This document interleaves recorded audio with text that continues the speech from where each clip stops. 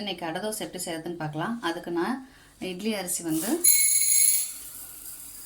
3 tumbler எடுத்துக்கிறேன். இந்த டம்ளருக்கு இந்த வீசம்படி டம்ளர் இருக்குல்லையா, அதுக்கு 3 டம்ளர் எடுத்துக்கிறேன். டம்ளரில் ஒரு அரை டம்ளர் உளுந்து போட்டுக்கிறேன். அரை டம்ளர் கடலைப்பருப்பு, அதே டம்ளரில் அரை டம்ளர் கடலைப்பருப்பு, டம்ளர் பாசிப்பயிறு. நான் எல்லோரும் கடலைப்பருப்பு துவரம்பருப்பு மட்டும் போடுவோம். நான் பாசிப்பயிறு சேர்த்து போட்டுக்கிறேன். இது ரொம்ப சத்து இல்லையா பாசிப்பயிறு, அதனால் நான் அதையும் சேர்த்து ஊற வைக்க போகிறேன்.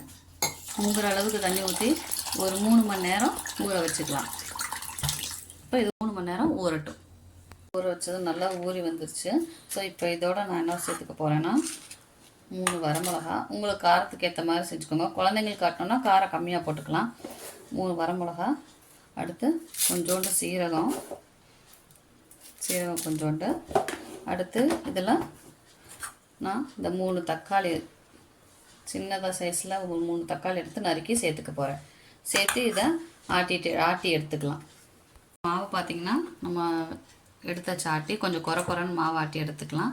ஸோ இப்போ இதில் கொஞ்சோண்டு மஞ்சப்பொடி சேர்த்துக்கலாம். கொஞ்சோண்டு ஒரு பிஞ்சு மஞ்சப்பொடி சேர்த்துட்டு, அடுத்து கட் பண்ணி வச்சுருக்க ஒரு அளவுக்கு கருவேப்பிலை,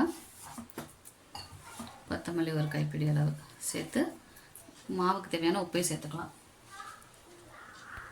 உப்பு போட்டுக்கலாம். உப்பு போட்டு நல்லா மிக்ஸ் பண்ணிக்கலாம்.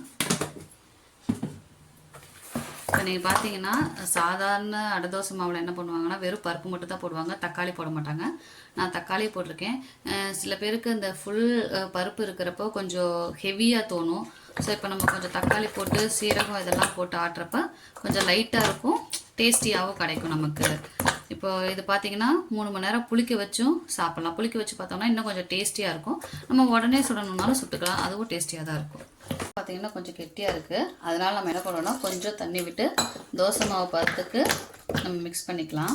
மிக்ஸ் பண்ணிவிட்டு இப்போ நம்ம தோசை ஊற்றிக்கலாம். இது வருது. இப்போ நம்ம தோசையை திருப்பி போட்டுக்கலாம்.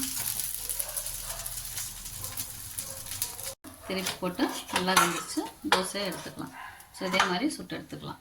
இப்போ தோசையை தேங்காய் சட்னி இல்லைன்னா தக்காளி சட்னியோடு வச்சு சர்வ் பண்ணோம்னா நல்லா டேஸ்ட்டாக இருக்கும். அடை தோசை ரெடி. உங்களுக்கு இந்த வீடியோ பிடிச்சிருந்தா மறக்காமல் சப்ஸ்கிரைப் பண்ணுங்கள், லைக் பண்ணுங்கள், ஷேர் பண்ணுங்கள். தேங்க்யூ.